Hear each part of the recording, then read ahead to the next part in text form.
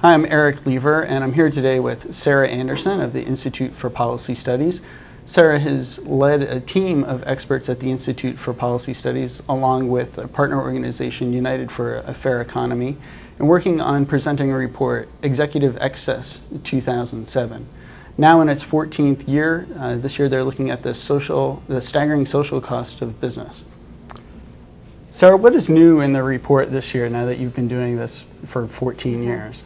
Well, I think what's most new this year is that we're releasing this report in the midst of an unprecedented political debate over what to do about executive pay.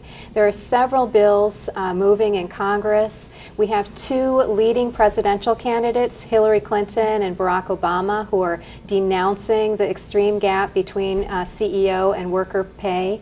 And by the way, that gap we found in this year's report is now 364 to 1.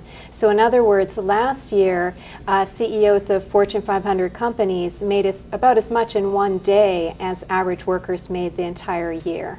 Are there any CEOs in the report that particularly stand out?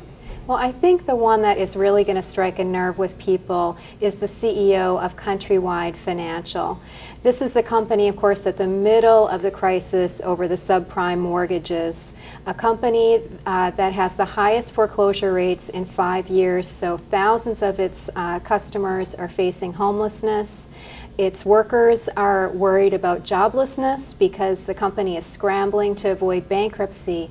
But meanwhile, the CEO of this company is set for life. He made $42.9 million last year. He was the 6th highest paid CEO in the country. And also, since things have started to fall apart, he's been quietly cashing in his stock options, trying to suck as much out of this company as he can.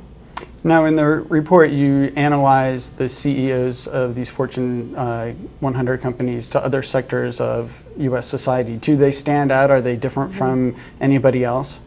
Oh, yes. What their paychecks say is that these guys at the heads of corporate America are hundreds, if not thousands of times more valuable than people in our society who are responsible for educating our youth, protecting our national security, providing basic services, crafting our laws.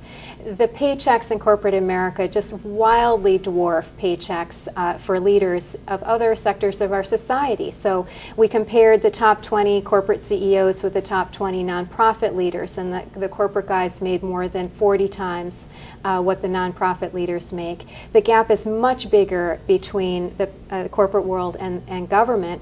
They made about 200 times as much as the top 20 leaders in the executive branch of government, in Congress, or in the military. Now, you mentioned that this is becoming an issue in the presidential campaigns. Is anybody in Washington trying to do anything about this? Absolutely. There are some interesting proposals out there. There is a bill that's already passed the House which would give shareholders the right to vote every year on executive pay. There's also a legislative proposal that would get at the tax incentives, the very perverse incentives in our tax code that encourage executive pay. Because right now there's really no limit on how much companies can deduct from their taxes for their executives' compensation. And this bill would put a cap on that so that anything above 25 times what the lowest paid worker at the company makes would not be deductible. So in other words, companies could still pay their CEOs as much as they'd like, the sky's the limit, but they just couldn't deduct those excessive amounts from their taxes. And it's those kinds of really practical, I think, and quite reasonable reforms that we see as having much more momentum now that public outrage is getting political leaders to pay attention. Well, thank you very much. You can find the report, Executive Excess 2007, on the website of the Institute for Policy Studies, which is www.ips-dc.org, and also on the website for United for a Fair Economy, which is www.ufe.org.